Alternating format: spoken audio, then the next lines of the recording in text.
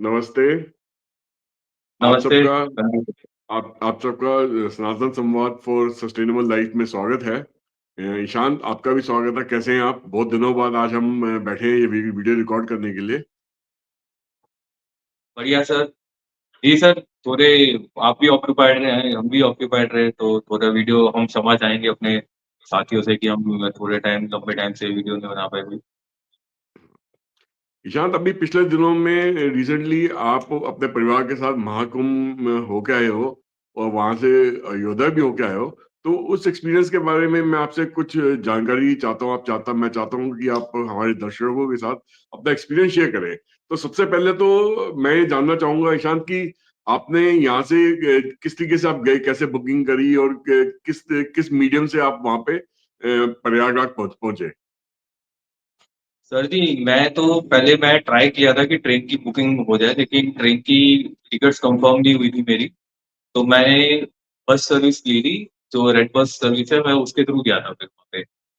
और लकीली मेरे को रेड बस में ऑन द स्पॉट मिल गई और जिस टाइम की मेरी ट्रेन थी, उसके हाफ एन आवर बाद की ही मेरे को बस मिल गई, तो मेरा ज़्यादा टाइम भी वेस्ट नहीं हुआ। तो आप मतलब किस समय पहुंचे वहां पे प्रयागराज में? प्रयागराज में पहुँचा था नेक्स्ट डे सुबह 7:30 बजे के लगभग पहुँचा था मैं, और वो ही हमारे लिए लकी था कि जहाँ पे जो बस की जो पार्किंग थी बनी हुई, जो प्राइवेट पार्किंग स्पेस जो बना हुआ था वहाँ पे, वो वहाँ से शटल सर्विसेज़ चल रही थी।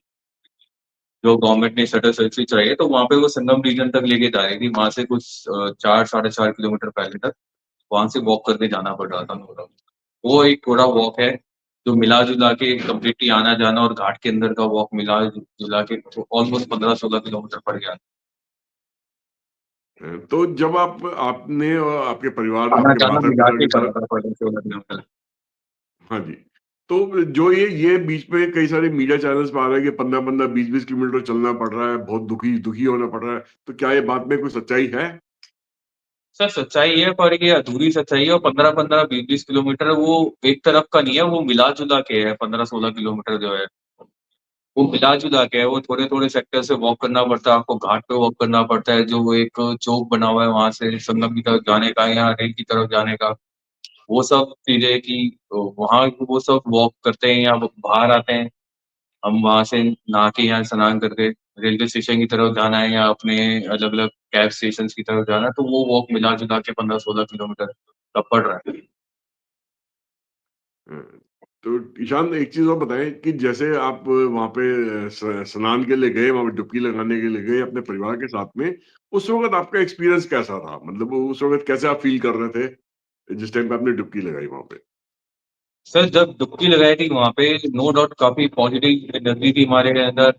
साथ में लकीली वहाँ पे कुछ हमें रास्ते भी ऐसे मिल गए जहाँ पे भीड़ नहीं थी, एंड हमारे साथ एक ईश्वर की कृपा ये भी रही, हम जिस समय स्नान करने गए तो वहाँ पे घाट पे भी हमें भीड़ नहीं मिली थी। हम खुले स्नान कर पाए, कंफर्टेबली हम स्नान कर पाए। मतलब 7:30 बजे अगर हम वहाँ पे अगर प्रयागराज पहुँचे थे, वहाँ से शटल सर्विसेज़ और वॉक करना सब मिला-जुला के हम ऑलमोस्ट कुछ सवा 11 साढ़े 11 तक हम वहाँ पे पहुँच चुके थे, और 12 बजे तक हम स्नान करके कंप्लीटली तैयार होके हम बाहर की तरफ आ गए थे। तो वहाँ पे स्नान करने के बाद फिर आपने क्या अपने भोजन वग़ैरह करा, खाना खाना खाया-पिया, तो उसका कैसा अरेंजमेंट वहाँ पे मिला आपको? सर खाने के अरेंजमेंट्स वहाँ पे थोड़े तो छोटे-छोटे से वहाँ पे, जैसे किसी को स्ट्रीट फूड खाना है तो छोटे-छोटे से वो जैसे कॉर्न्स के हो गए, ऐसे कुछ अ, ए हम स्टॉल्स वगैरह तो नहीं कह सकते, बट हाँ, रेहड़ी टाइप की चीज़ें भी थी वहाँ पे, और प्रॉपर खाने के छोटे-छोटे सेमी कैंटीन्स टाइप की या कह लो, या कुछ जैसे फूड कोर्ट बना होता है हमारा, तो ऐसे टेम्परेरी फूड कोर्ट्स बने हुए थे थोड़ी-थोड़ी जगह पे बाहर। ऑल्दो जो पहला फूड कोर्ट था उसको घाट से चलने के लिए ऑलमोस्ट 250 से 300 मीटर की वॉक ज़रूर करनी पड़ी। लेकिन हाँ, वहाँ पे काफ़ी-काफ़ी थोड़ी-थोड़ी दूर तक ऐसे छोटे-छोटे से ये फूड कोर्ट टाइप्स के बने हुए हैं। ऑल्दो वहाँ तो पे खाने-पीने की तो सफाई है, ओनली थिंग इज़ दैट कि हम लोग ही शायद हिंदुस्तानी सिविलाइज़ कम है, तो हम अपनी तरफ से अपने आस-पास की सफाई नहीं रख रहे। जो लोग खा पी रहे हैं, वो अपने वहीं पे छोड़ के जा रहे हैं डस्टबिन होते हुए भी। क्योंकि इतने करोड़ों की जनता है, लोग वहाँ पे वॉलंटियर भी बहुत है, लेकिन हर चीज़ एकदम साथ-साथ नहीं हो सकती, वो कोई बड़े पहुँचे हुए रेस्टोरेंट्स नहीं है वहाँ पे, कि वहाँ पे अलग से ये साफ होगा। ये हमें खुद पे ही हमारे अंदर ही ये सेल्फ रिस्पॉन्सिबिलिटी के तौर पे ही हमें लेना चाहिए कि जो हमने खाया-पिया एटलीस्ट वो तो हम डिस्पोज़ करके जाएँ। ये बिल्कुल ज़रूर ठीक थी कह वहाँ रहे हैं पे ईशान, थोड़े लेबर क्योंकि से अगर कंपेयरडली। डस्टबिन प्रोवाइड कर रखा है तो हर एक का एक फर्ज होता है कि जिस भी वो थाली में, पत्तल में, डिस्पोजेबल में अगर खा रहे हैं तो या प्लास्टिक के आइटम यूज कर रहे हैं तो वो या गत्ते के आइटम यूज कर रहे हैं, उसको प्रॉपर डस्टबिन में वो डाल के जाए ताकि वो उनमें जो सफाई कर्मचारी है उनको कम मेहनत करनी पड़े। उनका सहयोग करना बहुत जरूरी है कि साफ सफाई बिल्कुल सिर्फ सर। उन्हीं का काम नहीं, हर एक नागरिक का भी काम है अपने आसपास स्वच्छता को मेंटेन करना। आप कुछ कह रहे बिल्कुल थे सर, सर? अगर हम अपने घर में भी खा रहे होते तो हम भी अपने टेबल-टूबल की सफाई रखते, तो ये बिल्कुल सिमिलर चीज़ थी वैसे, कि मतलब हम एक तीर्थ पे जा रहे हैं, हम किसी पिकनिक पे नहीं जा रहे, हमें ये ध्यान रखना चाहिए था। मतलब ऑल्दो वहाँ पे हज़ारों की तादाद पे वॉलंटियर्स हैं, इतनी बड़ी पुलिस फ़ोर्स वहाँ पे है, तो किसी चीज़ की वहाँ पे प्रॉब्लम हो नहीं रही। लेकिन ऐसे बेसिक चीज़ों के लिए भी अगर हम अपनी ईगो पे खेलेंगे और मतलब अपने कामों के लिए भी हम इस तरीके से देखेंगे, तो ये चीज़ हमारी गलती है। ये कुछ ये अरेंजमेंट की है गवर्नमेंट की या किसी पर्टिकुलर ऑर्गनाइज़ेशन की, ये उसमें तो किसी को ब्लेम करना तो हमारी ही गलती है वो फिर। बिल्कुल, बिल्कुल ठीक कह रहे हैं, बिल्कुल ठीक कह रहे हैं आप। अच्छा ईशांत, अब बताएँ आपकी आगे का जो सफ़र था, मतलब वहाँ से फिर आप अपना अ, जो पूजा-पाठ था या जो आपने त्रिवेणी में डुबकी लगाई, उसके बाद आपने खाना खाया-पिया दोपहर का, तो उसके बाद आपने क्या किया? वहाँ से सीधा वापस आ गए दिल्ली या कहीं अच्छा, आपका अयोध्या अयोध्या का भी तो प्रोग्राम था वहाँ से जाने का? हाँ जी सर, वहाँ से हम स्नान करते ही हमने प्रयागराज में स्टे नहीं किया क्योंकि ऑब्वियसली भीड़ बहुत ज़्यादा थी और स्टेइंग अरेंजमेंट्स की हमें थोड़ी-सी प्रॉब्लम हुई थी कि हम प्रायर बुकिंग नहीं मिल मिल पाई थी हमें, ड्यू टू सम रीज़न। तो लेकिन हमारी प्रायर प्लानिंग अयोध्या जाने की थी, तो हमने वहाँ पे टाइम वेस्ट ना करके हमने सीधा अयोध्या जी के लिए निकल गए। हमें पूरे ट्रिप में सिर्फ एक ही जगह प्रॉब्लम आई, एक अयोध्या जाने के लिए एक वन वे था, मतलब दोनों तरफ का ट्रैफिक एक सिंगल लेन रोड पे एक पर्टिकुलर 2 से 3 किलोमीटर के एरिया एक ऐसा था जहाँ पे सिंगल लेन रोड आई थी, वहाँ पे हमें काफ़ी टाइम वेस्ट हो गया। बाकी पूरा ट्रिप हमारा काफ़ी स्मूथ रहा और जितनी डिसइन्फॉर्मेशन और मिसइन्फॉर्मेशन सोशल मीडिया या मीडियाज़ के थ्रू या कुछ पर्टिकुलर प्रोपेगेटेड मीडिया हाउसेस के थ्रू जो फैलाई जा रही है, वो इतना ज़्यादा कुछ नहीं है वहाँ पे। बट हाँ, जो चीज़ें हुई है जैसे मिस हैपनिंग्स हुई कुछ, जैसे कि वहाँ पे स्टैम्पेड हुआ और ये जो मैंने थोड़ी बहुत खाने-पीने की जहाँ पे व्यवस्था थी, वहाँ पे ढंग से लोगों ने अपनी खुद की सफाई कम करी। ये नहीं कि वहाँ पे गंदगी बहुत ज़्यादा है, बट वहाँ पे सफाई और अच्छे से भी मेंटेन की जा सकती थी अगर लोग खुद रिस्पॉन्सिबल होते। ईशांत, ये जो डिसइन्फॉर्मेशन या मिस इन्फॉर्मेशन देखा गया है पिछले दिनों में, बहुत जोर शोर से हर एक मीडिया चैनल को बताया जा रहा है, हर एक यूट्यूब चैनल पे बताया जा रहा है। बहुत सारे यूट्यूबर्स हैं इसको कवर कर रहे हैं कि वहां पे पानी के अंदर कुछ अलग टाइप, अजीब टाइप का बैक्टीरिया आ जाए जिससे आपकी स्किन खराब हो जाएगी, आपकी त्वचा खराब हो जाएगी, या पानी के अंदर बहुत ह्यूमन वेस्ट या एनिमल वेस्ट जो है वो भी बहुत सारा आ रहा है, बहुत सारा। तो क्या ये इसमें सच्चाई क्या है? क्योंकि इसमें जो जिन लोगों से हम बात करते हैं तो वो इसके बारे में कहते हैं कि ऐसा कुछ नहीं है, मगर मीडिया चैनल्स और यूट्यूब सोशल मीडिया चैनल्स पे इस पे बढ़ चढ़ के बातचीत करी जा रही है। इसमें एक्चुअल में सच्चाई क्या है? वाकई में पानी इतना गंदा है कि वो स्नान करने लायक नहीं है, या इस ये सिर्फ एक मिस इन्फॉर्मेशन और डिसइन्फॉर्मेशन जानबूझ के फैलाया जा रहा है कि ताकि वहां पे लोग जितने नंबर्स में पहुंचे उतने में ना पहुंच पाए, और हिंदू हिंदू आस्था का जो, हिंदू अस्मिता का जो एक जागरण हो रहा है इसका मेले की वजह से, वो उस पे कमी आ जाए, या मतलब उस तरीके उस लेवल पे ना हो पाए जिस लेवल पे होनी चाहिए, कि इस पे सच्चाई क्या है? सर ये जो आपने अभी बात बोली थी उसके अंदर जो आपने सेकंड ऑप्शन बोला था बिल्कुल इसके अंदर बहुत हद तक सच्चाई कुछ ऐसी है कि कुछ लोग जा पाए हैं, कुछ लोग नहीं जा पाए हैं। तो जो लोग नहीं जा पाए उसके अंदर काफ़ी लोग ऐसे भी थे कि सियानी बिल्ली खंभा नोचे वाली बात भी थी, कुछ पॉलिटिकल प्रोपेगेंडास भी इनके अंदर बहुत है। क्योंकि अगर हम जिन न्यूज़पेपर या जिन मीडिया हाउसेस के थ्रू ये अगर इन्फॉर्मेशन फैलाई जा रही है, एक बारी उनका बैकग्राउंड चेक करेंगे तो वो हमें पता चलेगा कि उनकी ओनरशिप किसके पास है। बजाय वहाँ पे न नाम प्रोपेगेट करने के, तो ये वहाँ पे ना प्योरली पॉलिटिकल एंगल देने की कोशिश की गई है। हम प्रयागराज का ये महाकुंभ ऑलरेडी सक्सेसफुल हो चुका है। जितनी असम्पशन करी गई थी उससे पहले ऑलरेडी आ चुका है।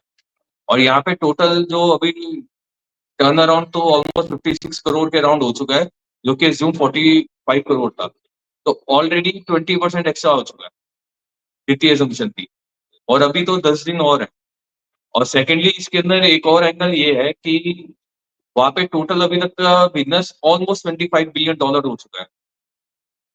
तो यहाँ पे क्लैरिटी मिल जाती है कि इसके थ्रू मतलब यूपी के अंदर टूरिज्म का ही इतना बड़ा धंधा वहां पे हो चुका है, जहाँ पे इसके पीछे की एक वजह सामने आ जाती है कि ये प्रोपोगेट क्यों की जा रही है।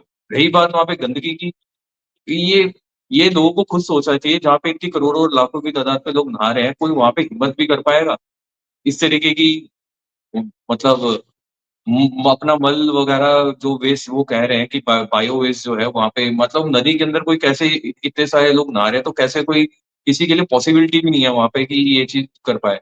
और सेकेंडली वहां पे टॉयलेट फैसिलिटी इतनी ज्यादा है कि किसी को लंबी लाइनों में खड़े होने की भी जरूरत नहीं पड़ेगी। लंबी लाइनें क्या है कि वहां पे लाखों की तादाद में टॉयलेट बने हुए थे, जो वो टेम्परेरी टॉयलेट से घाट क्या मतलब पूरे, मतलब बहुत बड़े रीजन के अंदर पूरी उन्होंने इतनी तगड़ी फैसिलिटी कर रखी थी गवर्नमेंट ने कि लोगों को लाइन में खड़े होने की जरूरत भी नहीं थी। और घाट के इतने करीब अगर किसी के पास टॉयलेट है तो कोई इतने इतने ठीक है, हम इंडियन सोसाइटी हम अपने आप को कहते हैं कि कम सिविक है, लेकिन इतने भी ज्यादा अनसिविलाइज भी नहीं है कि हम टॉयलेट सामने देख के फिर भी हम ऐसी जगह करते हैं। और सेकेंडली यहाँ पे थोड़ा सा साइंटिफिक भी होना चाहिए कि बहते पानी के अंदर कोई भी वेस्ट टिक नहीं पाता है, वो पानी के साथ ही बह जाता है, और थोड़े थोड़े दूर तक वो पानी उसको प्यूरिफाई भी कर देता है वो अपने वाटर प्रेशर से और उससे, आपका जब वो बिल्कुल वाटर कहना की ठीक है। क्वांटिटी ज्यादा। और सेकेंडली वहाँ पे हर थोड़ी देर बाद पानी छोड़ा जा रहा है, गवर्नमेंट ने अब तो मशीन्स भी लगा रखी है वहाँ पे सफाई करने की।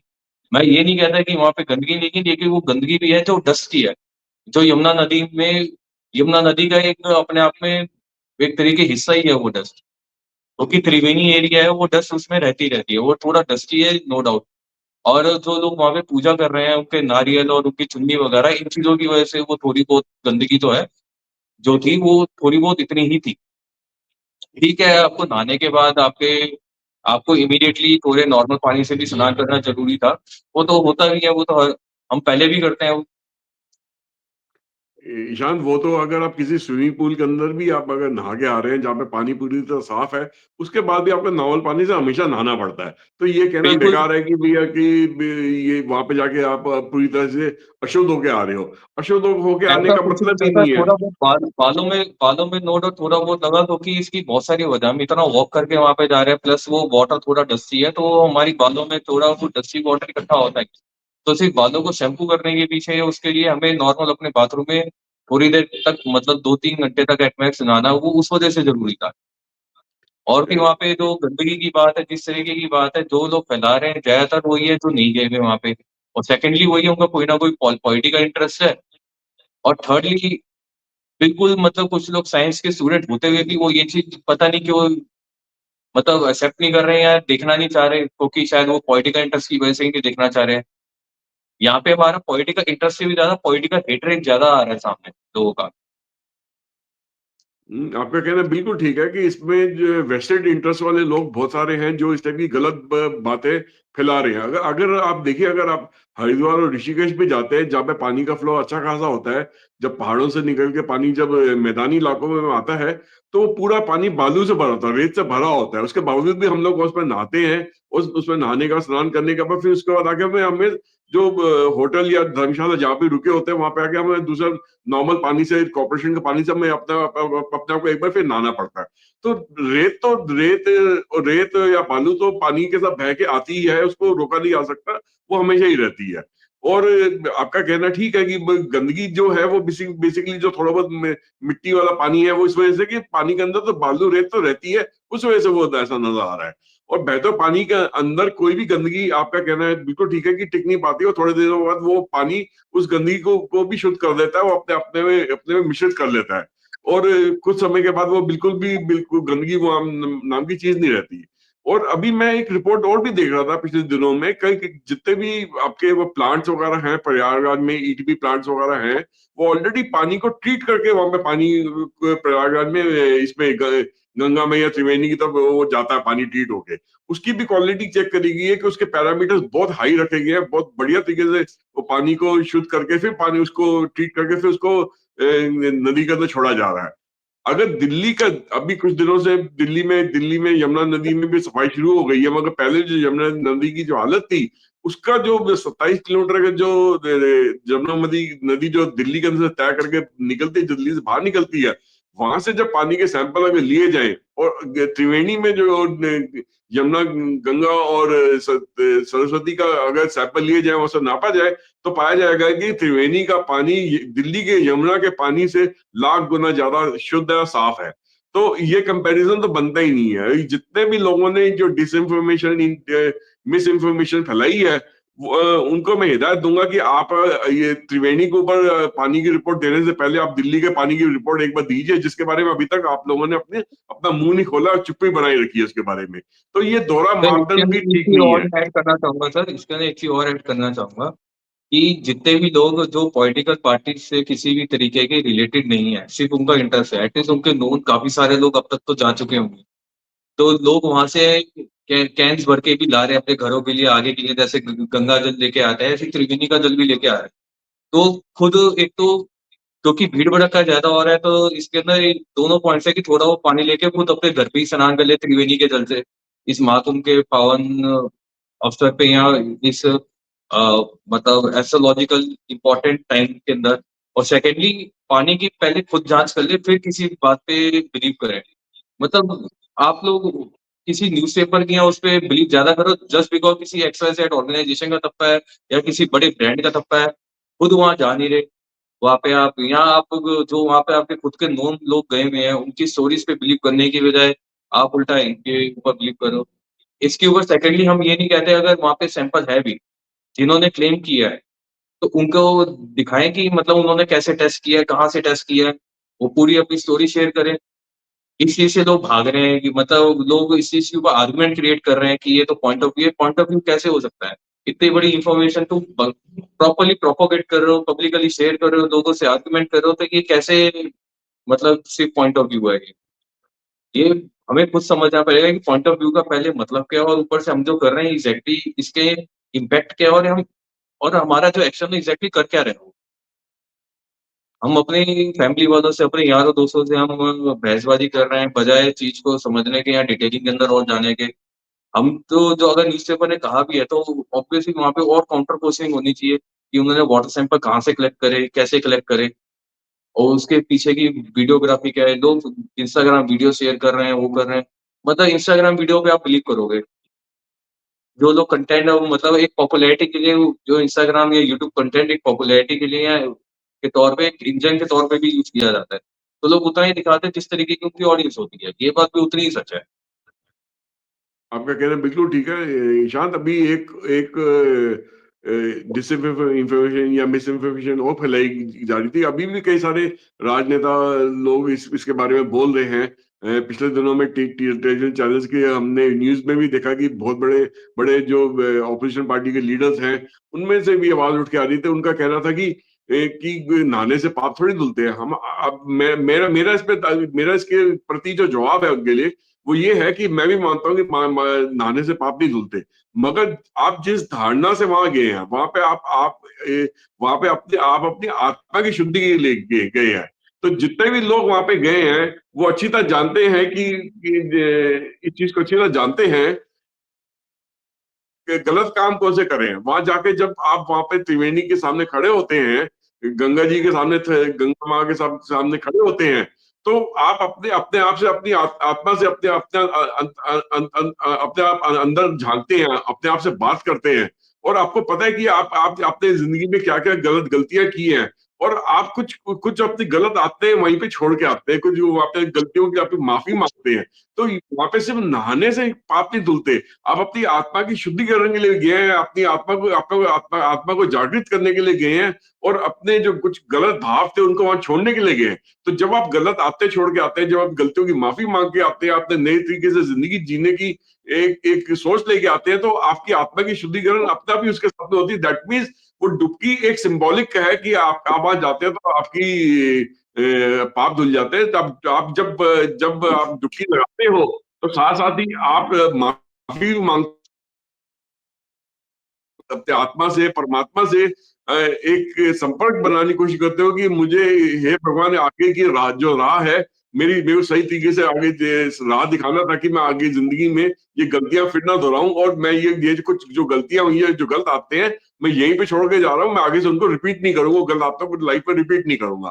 तो इससे बढ़िया आत्मा की शुद्धि कहाँ से हो सकती, कैसे हो सकती है? तो इसका डुबकी लगाना तो एक सिंबॉलिक मतलब है, मगर मेन मकसद मकसद वहां जाने का है आपके आत्मा की शुद्धिकरण करने का। और ये, और इसके लिए वहां पे लगभग लगभग, आप जैसे ईशान जी, आप जैसे अभी बता रहे हैं कि 56 करोड़ लोग ऑलरेडी पहुंच चुके हैं, और आने वाले 10 एक दिन में लगभग 10 एक करोड़ और पहुंच जाएंगे। लगभग हम ये मान के चल रहे हैं कि 65 करोड़ लोगों की वहां पे विजिट हो जाएगी त्रिवेणी संगम में, जो कि एस्टिमेट 45 करोड़ का लगाया जा रहा था, उससे भी ऑलमोस्ट 20 करोड़ लोग एक्स्ट्रा पहुंच जाएंगे। तो ये बहुत बड़ा, इतना बड़ा समागम, इतना बड़ा आयोजन दुनिया में ना आज तक हुआ है, ना आगे होगा।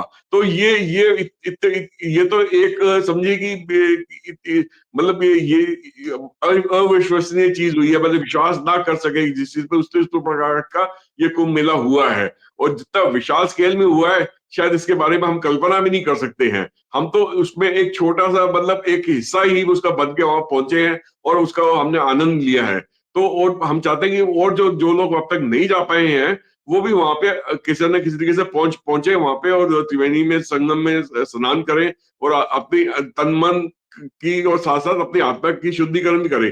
मगर जो लोग नहीं पहुंच पाते किसी भी वजह से, तो उनसे हमें एक ही निवेदन है, रिक्वेस्ट है कि आप अपने जान पहचान से जो लोग भी जा रहे हैं, उनसे त्रिवेणी का संगम का, वहां वहां पे गंगा का जो त्रिवेणी में जो पानी है, वो आप बॉटल के जरिए या कैंस के, प्लास्टिक के कैंस के जरिए अपना मंगवाइए, और उससे आप अपने घर के अंदर ही उसमें बाथरूम में अपना स्नान कीजिए, और हर गंगे का नाम लीजिए। उससे भी आपकी शुद्धिकरण का रास्ता खुलेगा। ईशान जी, आप कुछ और इसके बारे में जोड़ना चाहेंगे, अभी यहाँ पे बोलना चाहेंगे? सर इसके बारे में तो कुछ और बस इतना ही मैं ऐड करना चाहूँगा कि किसी भी तरीके की इन्फॉर्मेशन या डिसइन्फॉर्मेशन से पहले हम आजकल अब डिजिटल इंडिया की बात करते हैं, डिजिटाइजेशन की तरफ चल रहा है, तो हमारे पास डेटा की कमी नहीं है, तो हम उसको पहले खुद वैलिडेट कर लें।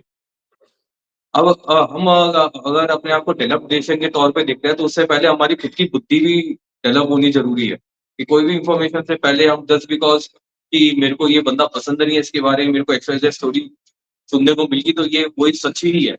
जस्ट बिकॉज़ कि आप हेट करते हो, तो उसके बारे में नेगेटिव स्टोरी होगी, तो वो सच ही होगी। ये तो बिल्कुल मतलब अमानवीय बात ही है, ये टोटली इनसेन और इनह्यूमन थॉट प्रोसेस ही है ये। पहले हमें खुद को ही एक तरीके से परखना चाहिए कि हम किस तरीके की थॉट प्रोसेस को लेके चल रहे हैं। रही बात पॉलिटिकल और वेस्टेड इंटरेस्ट की, तो उससे पहले पॉलिटिकल वेस्टेड इंटरेस्ट दोनों तरफ का होता है, रूलिंग का भी होता है, अपोजिशन का भी होता है। तो हमें देखना चाहिए कि इन्फॉर्मेशन फैली तो इसके पीछे की वजह क्या है? और वो अगर वजह के बाद हमें देखना चाहिए कितनी ट्रुथ है, कितनी नहीं। तो वहाँ पे हमें क्लैरिटी मिलती है। और ये हमें कहीं न कहीं सही लीडर चुनने में भी मदद करेगा, अगर हम इस तरीके का थॉट प्रोसेस अपने साथ रखते हैं। तभी हमारे जो है हम सही लीडर चुन पाएँगे अपने आगे के लिए, अपने देश के भविष्य के लिए। हमारा खुद का दिमाग डेवलप होगा, हम खुद सिविलाइज़ होंगे, हमारा देश भी डेवलप होगा। हमारे देश में फैसिलिटीज़ की कमी नहीं है, लोगों की कमी नहीं है, जो इसको आगे बढ़ाने में बहुत मदद कर रहे हैं। थोड़े टाइम पहले ही हम ग्रीन एनर्जी की एक इवेंट में भी गए थे। वहाँ पे जो माहौल था वो बिल्कुल ही अविश्वसनीय था। इतना इतना ज़्यादा लोग ग्रीन एनर्जी पे या एनर्जी सेक्टर के अंदर वर्क कर रहे हैं, वो शायद ही किसी इवेंट के अंदर हमने देखे थे। कोई स्टार्टअप इवेंट या किसी नॉर्मल पर्टिकुलर और सेगमेंट की इवेंट से भी ज़्यादा लोग वहाँ पे हमें दिखे। तो लोग बहुत काम कर रहे हैं, बहुत प्रोपेगेंडा चल चुका है पिछले कुछ सालों में, कि कुछ दशकों में इंसानों ने कुछ ऐसी प्रैक्टिसेज़ अपनाई है, उसको साफ करने में नो डाउट समय लगेगा। लेकिन काम इतना ज़्यादा हो रहा है कि अगर हम इन बंदों को ढूँढने, इनका सहारा बने, इनका साथ दें, तो हो सकता है वो काम बहुत जल्दी खत्म हो जाए। तो इवन हमारे देश का विकसित भारत 2047 मिशन जो है, वो हो सकता है 2033 के अंदर ही कंप्लीट हो जाए हमारा। ईशान जी, आप बिल्कुल ठीक कह रहे हैं, क्योंकि ये देखिए, ये सारे काम तभी होते हैं जब एक समाज के अंदर जो एनर्जी लेवल्स हैं, वो स राइट डायरेक्शन में चल रहे हैं। तो इंडिया के अंदर एनर्जी लेवल्स बहुत हाई है इस वक़्त, बहुत ज़्यादा पॉजिटिव एनर्जी लेवल्स हैं और उसको सिर्फ एक दिशा देने की ज़रूरत है और मेरे ख्याल से वो सही दिशा में इस वक़्त चल भी रहा है, वो एनर्जी सही दिशा में लग रही है। तो वो एनर्जी जब सही दिशा में लगेगी तो इंडिया का विकसित भारत में का जो मिशन है, वो आप बिल्कुल ठीक कह रहे हैं कि 2047 से कई कई साल पहले पहले ही अचीव करते हुए हम नज़र आ रहे हैं। तो ये जो अभी कुंभ मेला चल रहा है, इसमें अभी 10 एक दिन और बचे हैं। इसमें हम चाहेंगे कि मैक्सिमम लोग और पहुंचे वहां पे अपने इस त्रिवेणी में संगम का डुबकी का आनंद लें और अपनी आत्मा की शुद्धिकरण का भी आनंद लें और साथ में ही एक चीज और भी बताना चाहूंगा मैं ईशान जी कि त्रिवेणी से या प्रयागराज से अपना सफर पूरा करने के बाद वो कई लोग आगे वाराणसी चले जाते हैं, कई लोग अयोध्या चले जाते हैं। तो आप वहां से अयोध्या आए, तो आपका अयोध्या का एक्सपीरियंस कैसा था, उसके बारे में थोड़ा सा दे। वहां पे आपने रामलला का अपने दर्शन करे वहां पे, तो वो एक्सपीरियंस आपका कैसा था? सर वो एक्सपीरियंस बहुत अमेजिंग था। मैं इससे पहले भी कई पिलग्रिम साइट पे मैं जा चुका हूँ, लेकिन जो वहाँ पे एक्सपीरियंस था, मतलब मेरा फर्स्ट टाइम एक इमोशनल ब्रेकडाउन सा किसी जगह पे हुआ, तो वो रामलला मंदिर में जाके हुआ। जहाँ पे हम कह सकते हैं कि हमारा कनेक्ट हुआ या कुछ लोग ये कहेंगे कि कनेक्ट हुआ, कुछ लोग कहेंगे ब्रेकडाउन हुआ, कुछ लोग कहेंगे कि इमोशनल हुआ। लेकिन अगर हम एक्चुअल बिलीफ सिस्टम में जाएँ कि हाँ, वहाँ पे एनर्जी है, that I am able to believe, मतलब वहाँ पे जो ठीक है, और वहाँ पे सिस्टमैटिक इतना है कि वहाँ पे लोग इतने ज़्यादा वहाँ पे फ़ोर्स लगी हुई है मैनेज करने के लिए। इवन कल की सीन देखो, एक ड्रोन वहाँ गया था, उसको ऑन द स्पॉट अ, मंदिर के प्रांगण के अंदर एंटर करने से पहले ही उसको एंटी ड्रोन सिस्टम से गिरा दिया गया। तो वहाँ पे सिक्योरिटी वाइज़ भी बहुत है और वहाँ पे सिस्टमैटिक अरेंजमेंट इतना अच्छा है कि वहाँ पे भगदड़ मचने भी नहीं देगा कोई। और भीड़, उधर लोग हज़ारों लाखों की तादाद पे जा रहे हैं, लेकिन वहाँ पे भीड़ भीड़ की तरीके से फ़ील नहीं होती। बड़े स्मूथली दर्शन हुए मेरे वहाँ पे भी, हनुमानगढ़ी में भी और रामलला मंदिर में भी। बस यही है कि कुछ लोग होते हैं, मेरे को हनुमानगढ़ी में एक छोटा-सा एक्सपीरियंस हुआ था कि 1-2 लोग आए थे जिन्होंने मिस अ, मतलब वहाँ पे मतलब कम-उक्ति करने की कोशिश करी, हल्की-फुल्की बहस हुई मेरी उनसे हनुमानगढ़ी मंदिर में। लेकिन जस्ट बिकॉज़ वो 1 या 2 बंदे थे, उनके उनके बिहाफ़ पे मैं बाकी के सैकड़ों लोगों को ब्लेम करूँ, ये चीज़ तो ठीक नहीं है। वो 1 ही 2 लोगों की वजह से वहाँ पे लोग इतने संयम में थे और ये लोग, मेरी प्रार्थना भी है बाकी लोगों से कि जो भी वहाँ पे प्लान कर रहे हैं, अगर बुकिंग कन्फर्म हो रही है तो पूरा अपनी बुकिंग्स ऑर्गनाइज़ करके जाएँ और किसी भी तरीके से भगदड़ जैसा माहौल ना बनाएँ अपने इर्द-गिर्द, अपना संयम बना के चलें। आपकी तरह वो लोग भी दर्शन करने गए हैं, वो लोग भी स्नान करने गए हैं, वो लोग भी अपनी श्रद्धा के साथ गए हैं। आपकी खुद की सेल्फ रिस्पेक्ट भी है, साथ में दूसरों की भी रिस्पेक्ट करो आप, जो वहाँ पे गया है। वो भी आप ही के परिवार का हिस्सा है, हमारे वासुदेव कुटुम्बकम, जो हमारा एक सनातनी परिवार है विश्व, वो भी उसी का एक हिस्सा है। तो आप उसको कम से कम इतनी इज़्ज़त तो दो कि हाँ, जो है उसको बिना धक्का दिए आप आराम से अपने शांतिपूर्वक अपना स्नान कीजिए, अपने दर्शन कीजिए। हम भी शांतिपूर्वक दर्शन करके आए हैं और हमारे इतने अच्छे दर्शन हुए हैं पूरे मंदिर में। कुछ भगवान की कृपा भी रही कि हमारे टाइमिंग ऐसे रहे कि हमें भीड़ मिली ही नहीं, तो हमारा उसी वजह से ट्रिप बड़ा स्मूथ रहा। लेकिन जस्ट बिकॉज़ भीड़ है तो उसका मतलब ये नहीं कि आप अपना संयम खो दें। अपने श्रद्धा के साथ चलिए और संयम के साथ चलिए वहाँ पे। और किसी भी तरीके की मिस इन्फॉर्मेशन ना फैलाएँ या मिस इन्फॉर्मेशन ना क्रिएट करें। जो अपना एक्सपीरियंस है ईमानदारी से अपना बताइए और लोगों को आगाह कीजिए कि हाँ, इस तरीके की गलत चीज़ हो रही है तो इसको इस तरीके से ठीक किया जाए। बजाए उसके कि ये खराब है, वो खराब है, तो वहाँ थोड़ा-सा अपनी मतलब थॉट प्रोसेस पे भी थोड़ा-सा अपना ध्यान दीजिए कि आप किस तरीके की थिंकिंग को फैला रहे हो। और आप मतलब एक पर्टिकुलर आर्टिकल एक न्यूज़पेपर में छप गया है, एक ऑर्गनाइज़ेशन का ठप्पा लग गया, तो आप उसको इतनी आसानी से बिलीव कर रहे हो, जो आपके 9% वहाँ गए हैं, उनकी स्टोरी से बिलीव नहीं कर रहे हो, तो आप खुद सोचो कि ये आपकी पर्सनैलिटी पे क्वेश्चन मार्क नहीं है, कि आपके लिए क्या इम्पोर्टेंट है? आपके खुद के फ्रेंड सर्कल, फैमिली वाले इम्पोर्टेंट है या एक पर्टिकुलर न्यूज़पेपर इम्पोर्टेंट है? आप किसको ज़्यादा जानते हो? कौन ज़्यादा सच बोलेगा आपसे? तो ये आपको खुद को सोचना है। बिल्कुल, बिल्कुल ठीक कहा ईशान जी। देखिए आपने जो अभी इन्फॉर्मेशन शेयर करी है, आपने जो अपनी एडवाइस दी है अभी, तो मुझे पूरी उम्मीद है कि हमारे दर्शक उस चीज़ को बड़े ध्यान से सुनेंगे और उस पे अमल भी करेंगे।